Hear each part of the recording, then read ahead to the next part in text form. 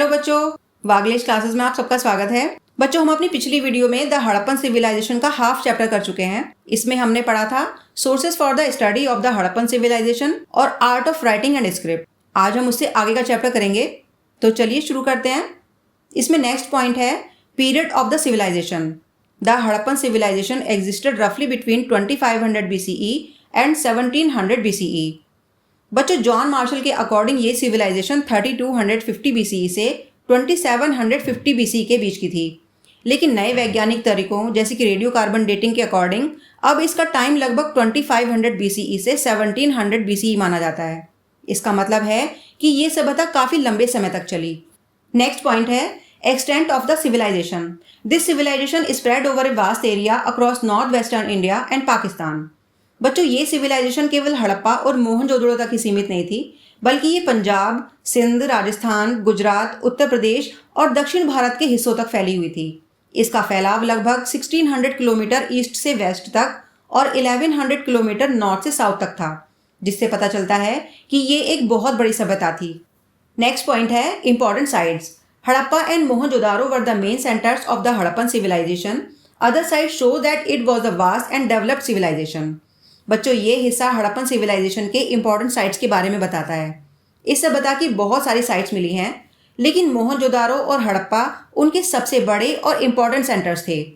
तो सबसे पहले आता है मोहनजोदारो। बच्चों, इसका मतलब होता है मृतकों का टीला, यानी कि माउंट्स ऑफ द डेड। ये सिंध प्रांत के लड़काना जिले में है और आज के टाइम में ये जगह पाकिस्तान में है।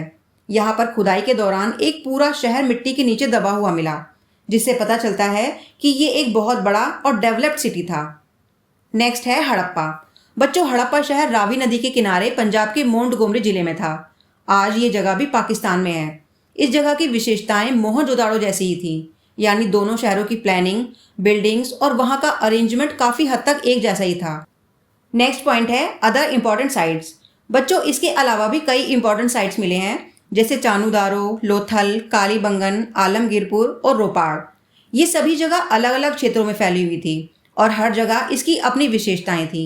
जैसे कहीं पर बंदरगाह थे, कहीं पर खेती होती थी और कहीं दूसरे काम होते थे। नेक्स्ट पॉइंट है characteristic features of the Harappan civilisation.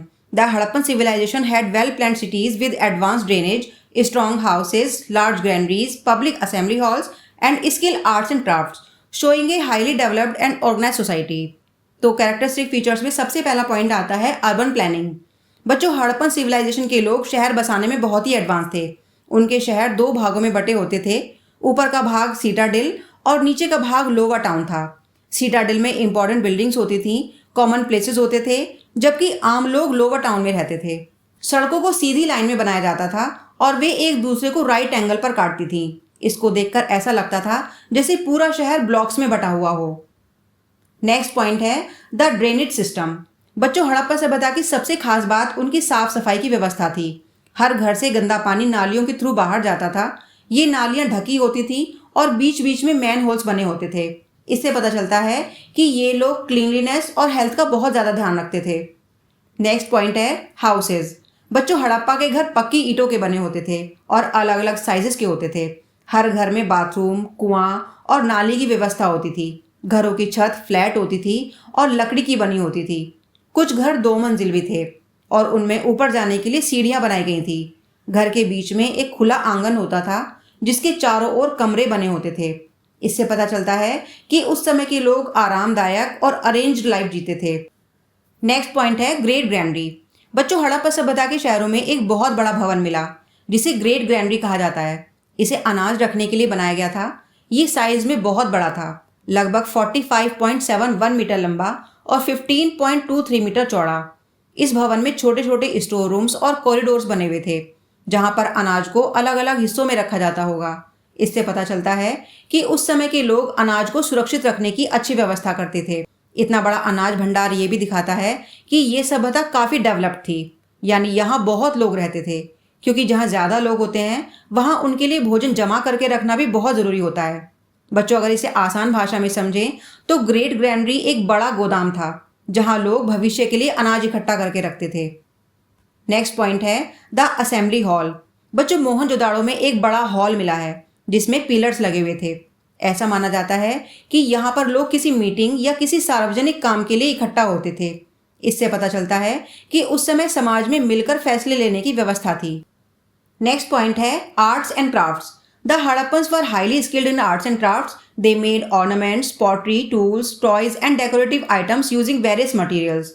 Their work reflects advance skill, creativity and developed lifestyle. बच्चों, हड़प्पा सभ्यता के लोग आर्ट्स और क्राफ्ट्स में बहुत निपुण थे। वे अलग अलग तरह की वस्तुएं बनाते थे, जैसे आभूषण, बर्तन, खिलौने, फर्नीचर और कॉस्मेटिक्स। ये सभी चीजें सोने, चांदी, तांबा, मिट्टी, लकड़ी और पत्थर से बनाई जाती थी। बच्चों, आर्ट्स एंड क्राफ्ट्स में सबसे पहला पॉइंट आता है ऑर्नामेंट्स, यानी कि आभूषण। हड़प्पा सभ्यता में पुरुष और महिलाएं दोनों ही आभूषण पहनते थे। ये आभूषण सोना, चांदी, तांबा और दूसरी धातुओं से बनाए जाते थे। पुरुष हार पहनते थे, अंगूठी और बाजूबंद पहनते थे, जबकि महिलाएं सिर के आभूषण, झुमके, चूड़ियां, कमरबंद और पायल पहनती थीं। अमीर लोग सोने के बने महंगे गहने पहनते थे और गरीब लोग शंख, हड्डी या तांबे से बने गहने पहनते थे। इससे पता चलता है कि समाज में अमीर और गरीब का अंतर भी था। नेक्स्ट पॉइंट है फर्नीचर एंड यूटेंसिल्स। बच्चों, हड़प्पा सभ्यता में लोगों का जीवन काफ़ी विकसित था, जिसका पता उनके फर्नीचर और बर्तनों से चलता है। यहाँ लकड़ी की कुर्सियाँ, बिस्तर और अलग अलग तरह के घर के सामान मिले हैं। उस समय मिट्टी के सुंदर बर्तन और दीपक भी बनाए जाते थे। बच्चों के खेलने के लिए कंचे, गेंद और पासे भी मिले हैं। इससे पता चलता है कि लोग आरामदायक और व्यवस्थित जीवन जीते थे। नेक्स्ट पॉइंट है कॉस्मेटिक्स। हड़प्पा की महिलाएं सजने संवरने में भी पीछे नहीं थी। खुदाई में हाथी दांत और दूसरी धातुओं से बने सौंदर्य के सामान मिले। वे फेस पेंट और काजल का यूज करती थीं। वहां पर अलग अलग शेप्स की कंघी और छोटी ड्रेसिंग टेबल भी मिली है। उस समय महिलाएं अपने बालों का जूड़ा बनाने के लिए हाथी दांत की बनी हुई पिन का यूज करती थीं। इससे पता चलता है कि वे अपने रूप और सुंदरता का विशेष ध्यान रखती थीं। नेक्स्ट है टॉय कार्ड्स। बच्चों, हड़प्पा सभ्यता में बच्चों के लिए कई तरह के खिलौने बनाए जाते थे। वहां पर मिट्टी के खिलौने जैसे कि बैलगाड़ी, गाड़ी जिसे इक्का कहते हैं, और नाव के मॉडल मिले हैं। इन खिलौनों से हमें पता चलता है कि उस समय लोग किस प्रकार के व्हीकल्स यूज करते थे, जैसे जमीन पर गाड़ियां चलती थीं और पानी में नाव। नेक्स्ट है क्राफ्ट्स। हड़प्पा के लोग बहुत अच्छे कारीगर थे। वे सूत काटना और कपड़े बुनना जानते थे। सोने चांदी के आभूषण बनाना, मिट्टी के बर्तन, मूर्तियां बनाना और औजार तैयार करना उनकी खास कला थी। उनके बनाए हुए सामान से पता चलता है कि उनकी कला बहुत विकसित और उन्नत थी। नेक्स्ट पॉइंट है स्कल्पचर्स, यानी कि मूर्ति कला। हड़प्पा सभ्यता के लोग मूर्ति कला में बहुत निपुण थे। उन्होंने पत्थर और कांसे से सुंदर मूर्तियां बनाई। बियर्डेड मैन और डांसिंग गर्ल उस टाइम की बहुत फेमस मूर्तियां हैं। रेड स्टोन की बनी हुई एक मानव शरीर की मूर्ति भी मिली है, जिसे टॉर्सो कहते हैं। इस मूर्ति में सिर और हाथ को अलग से जोड़ा गया था। इसके अलावा बुल और बफेलो की मूर्तियां भी मिली। मोहनजोदाड़ो में मदर गॉडेस की मूर्ति भी मिली है, जिसे मिट्टी से बनाया गया था। इससे पता चलता है कि वे लोग धर्म में आस्था रखते थे। नेक्स्ट पॉइंट है पॉटरी एंड पेंटिंग्स। बच्चों, हड़प्पा सभ्यता में बहुत सारे मिट्टी के बर्तन मिले हैं। ये बर्तन पॉटर्स व्हील से बनाए जाते थे और उन पर सुंदर डिजाइन बनाए जाते थे। इन बर्तनों पर जानवरों, पक्षियों और ह्यूमन आकृतियां बनाई जाती थीं। इससे पता चलता है कि वे पेंटिंग में भी कुशल थे। नेक्स्ट पॉइंट है trade. The Hadappans had a well-organized trade system within India and with countries like Mesopotamia, Egypt and Afghanistan. They used seals, weight and measures for trade and traveled by land, river and sea routes. बच्चों, हड़प्पा के लोग व्यापार में बहुत उन्नत थे। वे न केवल भारत के अंदर बल्कि मेसोपोटामिया, मिस्र और अफगानिस्तान जैसे देशों के साथ भी व्यापार करते थे। व्यापार को सही तरीके से चलाने के लिए वे सील्स, वेट और मेजरमेंट का यूज करते थे। अपने सामान पर मुहर लगाकर वे उसकी पहचान करते थे। व्यापार के लिए वे जमीन के रास्तों, नदियों और समुद्र का यूज करते थे। बच्चों, गुजरात के लोथल में एक बड़ा डॉकयार्ड मिला है, जिससे पता चलता है कि वे समुद्री व्यापार भी करते थे। हड़प्पा के लोग तांबा, सोना, चांदी, कीमती पत्थर और दूसरी चीजें अलग अलग जगहों से मंगाते थे। मेसोपोटामिया में हड़प्पा की सील्स, मिट्टी के बर्तन, नक्काशी किए हुए मोती और पासे मिले हैं, जिससे पता चलता है कि इन दोनों क्षेत्रों के बीच में अच्छे ट्रेडिंग रिलेशंस थे। नेक्स्ट पॉइंट है decline of the Harappan civilisation.